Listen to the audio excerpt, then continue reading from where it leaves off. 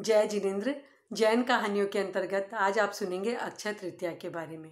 अक्षय तृतीया का सीधा संबंध प्रथम तीर्थंकर ऋषभ देव के जीवन से है। आइए परिचित करवाती हूँ उनके जीवन से। ऋषभ देव का जन्म यौगलिक युग के अंत में हुआ था, यानी अवसर्पणी काल के तीसरे आर्य के अंत में। जब उनका जन्म हुआ तो यौगलिक की सारी व्यवस्थाएं चरमरा गई थी। यौगलिक युग में उनकी सारी आवश्यकताओं की पूर्ति कल्पवृक्ष से हो जाया करती थी, लेकिन अब कल्पवृक्ष की शक्तियों का हास हो गया, वे क्षीण होने लग गई थी। तब लोगों में विग्रह, तनाव, विवाद पैदा होने लग गए थे। अब ऋषभ प्रभु का जब जन्म हुआ था, वे इन समस्याओं के साथ ही जन्मे थे और जब वे बड़े हुए, वे राजा बने। उन्होंने राजा बन के लोगों की समस्याओं का समाधान करना प्रारंभ किया। उन्होंने समाज को नई व्यवस्थाएं दी, नया मूल्य दिया और उन्होंने लोगों को अकर्म भूमि से कर्म भूमि की ओर रुख करना सिखाया। ऋषभ देव ने लोगों को असीम कृषि का ज्ञान करवाया। पुरुषों के लिए उन्होंने 72 कलाएं बताई और स्त्रियों के लिए 64 कलाएं बताई। उन्होंने अपनी पुत्री ब्राह्मी के लिए वर्णमाला बनाई, जिसे आज भी हम ब्राह्मी लिपि के नाम से जानते हैं। उन्होंने अपनी छोटी पुत्री सुंदरी को बाएं हाथ से गणित का ज्ञान करवाया और भरत को प्राणी लक्षण से परिचित करवाया। इस तरह उन्होंने अनेक कलाओं का इजाद किया था, लोगों को बताई थी। पूरे समाज को व्यवस्थित करने के बाद में उन्होंने अपने जीवन को साधना की ओर मोड़ा और साधु जीवन स्वीकार किया, दीक्षा अंगीकार की। दीक्षा ग्रहण करते ही ऋषभ प्रभु के जो अंतराय कर्म थे वो विपाक में आ गए, वे उदय में आ गए, जो उन्होंने अपने गृहस्थ जीवन में बांधे थे।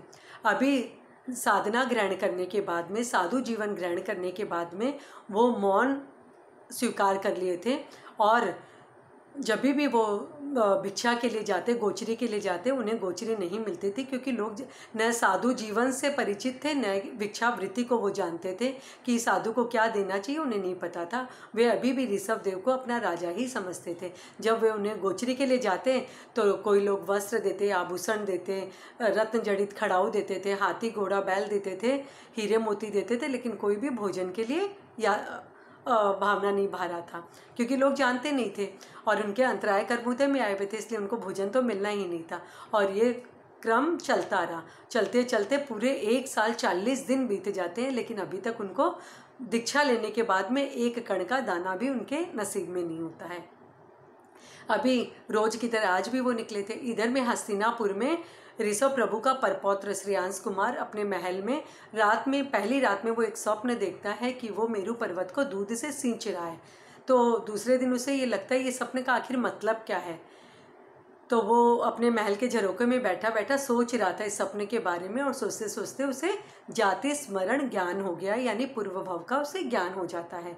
और ये ज्ञान हो जाता है, उसके बाद में उसकी स्वतः ही नज़र पड़ती है ऋषभ प्रभु के ऊपर, जो कि वहाँ से निकल रहे होते हैं भिक्षा के लिए। आज भी वो निकले थे। तब उसे ये पता चलता है, अरे ये तो मेरे दादा महाराज हैं और ये भिक्षा की याचना के लिए निकल रहे हैं। लोग जानते नहीं है उनको कैसे आहार देना, इसीलिए उनको आहार नहीं मिल पा रहा और इतने दिनों से ये निराहारी है। और वह नीचे जाता है, उनको भावरी वंदना करता है और आहार के लिए निवेदन करता है। उस वक्त ऋतु का अंतिम दिन था, ऋतु परिवर्तन का दिन था। उस समय इच्छू की फसल की कटाई हुई थी और किसानों ने राजा को इच्छू रस के घड़े भेंट में दिए थे। वो महल में एक जगह पड़े थे। तो श्रेयांश कुमार ने घड़ों को देखा और कहा कि हमारे यहाँ ये प्रासुकार है, आप इसे लेने की कृपा कीजिए। और उसने बहराना शुरू किया। भगवान ऋषभ ने हाथों से अंजलि बनाई और अपने मुंह में लगा दिया। उन्होंने एक साथ 108 घड़े ग्रहण किए। अभी आप सोच रहे होंगे इतना सारा एक साथ कैसे। तो उस समय जो था तीसरे आर्य के समय, जो मनुष्य में गुण होते थे ना वो बहुत ज़्यादा होते थे। जो भी गुण होते थे, जैसे उनका आयुष्य बहुत लंबा होता था, उनके शरीर की हाइट इतनी ज़्यादा भी, जैसे 5th फ्लोर का मकान होता है ना, उतनी बड़ी बड़ी हाइट होती, उनकी शक्ति बहुत होती थी, उनकी एपेटाइट बहुत होती थी। कोई भी कार्य करने के लिए शक्ति से वो भरपूर होते थे। जैसे उन्होंने तप जो किया था 1 साल 40 दिन का, मतलब एक साथ वो निराहार रहे, लेकिन वो एकदम स्वस्थ थे। तो इस तरह पारणा करवाया था। तो उस दिन अपने पौत्र के हाथ से उन्होंने इच्छुरस से पारणा किया था और वही दिन अक्षय तृतीया के नाम से जानी जाती है। और इच्छुरस से पारणा होने के कारण भी वह अक्षय तृतीया बनी। और अक्षय तृतीया इसका शाब्दिक अर्थ यदि हम देखें तो अक्षय मतलब जो हमेशा रहने वाला है, जिसका कभी नाश नहीं। और तृतीया एक तिथि है, तो यह अबुझ तिथि है, ये स्तंभ तिथि के रूप में भी मानी जाती है।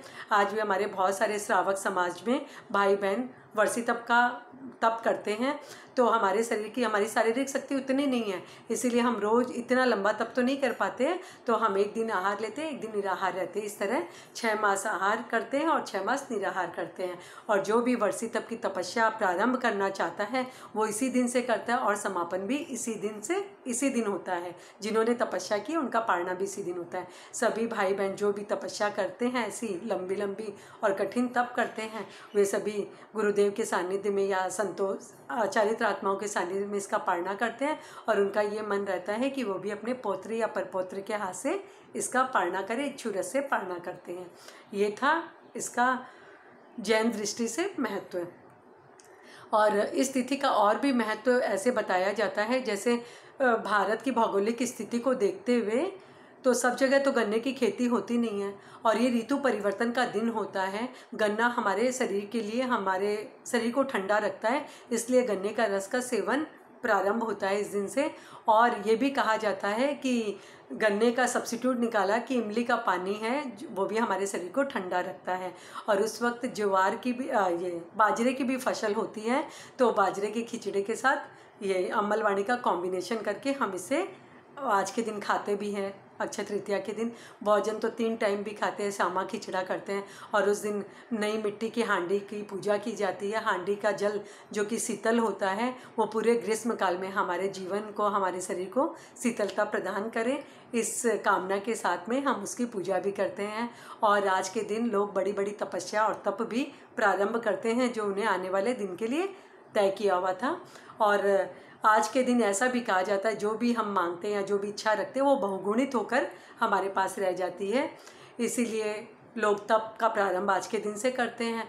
और हम जो गृहस्थ हैं, तो हर चीज़ को बहुगुणित होने के लिए हम आज के दिन को सोना या फिर कुछ भी खरीदते, इन्वेस्टमेंट करते हैं, ये सोच के साथ कि वो हमारे पास बहुगुणित होकर रह जाए।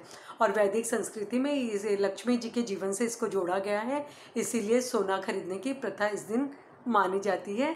तो ये कहानी थी अक्षय तृतीया की। और आप सभी से निवेदन है, अक्षय तृतीया के दिन एक माला शुद्ध मन से ओम ऋषभाय नमः की आप अवश्य फेरें, और आपके जीवन में यह दिन मंगल लेकर आए। आप सभी को अक्षय तृतीया की हार्दिक शुभकामनाएं। जय जिनेंद्र।